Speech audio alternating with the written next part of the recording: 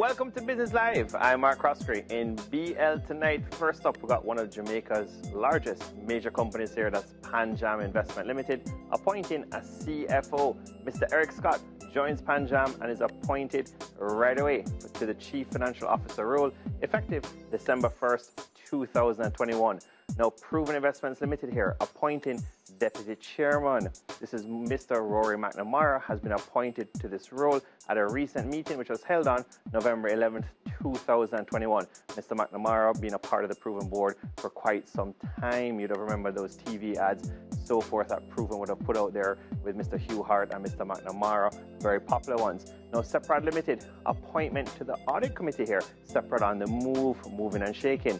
Miss Sharon McDonald was appointed to the Audit Committee effective October 27th, 2021. Big time company here, Honeybun 1982 Limited. That's their legal name, but everybody knows them as just Honeybun or Hunbun. That's a ticker symbol. Surpassing Jamaican 200 million in profits. Talk about, the great net margins here, almost 10% or approximately 10% by Honeybun. They're registering a strong year end here, September 30th, 2021. The audited financial statements and the earnings are up 31%. One of the companies, or the foodie companies, that clearly is benefited and, benefited overall during the pandemic. Now, net profit here above 200 million Jamaican and revenue eclipsing $2 billion. Just seems, or comes across as two record hauls for the Honeybun team.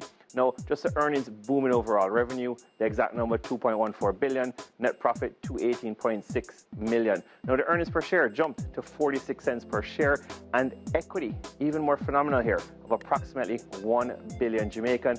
And once you go through that balance sheet, cash and cash equivalents and investments, Honeybun is clearly building their investment portfolio here.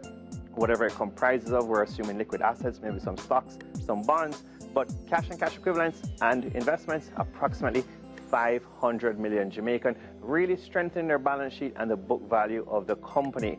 Last up, Palace Amusement Company, racking up a larger net loss here, a bit disappointing. The net loss, 383 million. It's a big number, it's a frightening number, versus the net loss of 99 million in 2020. Now, the auditor PricewaterhouseCoopers actually draws attention in the audit opinion to the material uncertainty related to going concern for Palace Amusement. The current liabilities actually sit at 414 million Jamaican, with current assets at 90 million. So when you look at that balance sheet, that represents a deficit of approximately 324 million. So what Palace did, the revaluation entry of PP&E, property, plant and equipment, some real estate revaluations there. Companies do that from time to time, and their directors, during the year, of approximately 600 million, 650 million or so. It's about 606 million to be exact is what you see in the P&L, but you got to look in the footnotes, but it's significantly helping the balance sheet. I'm Mark Croskery. This is Business Live.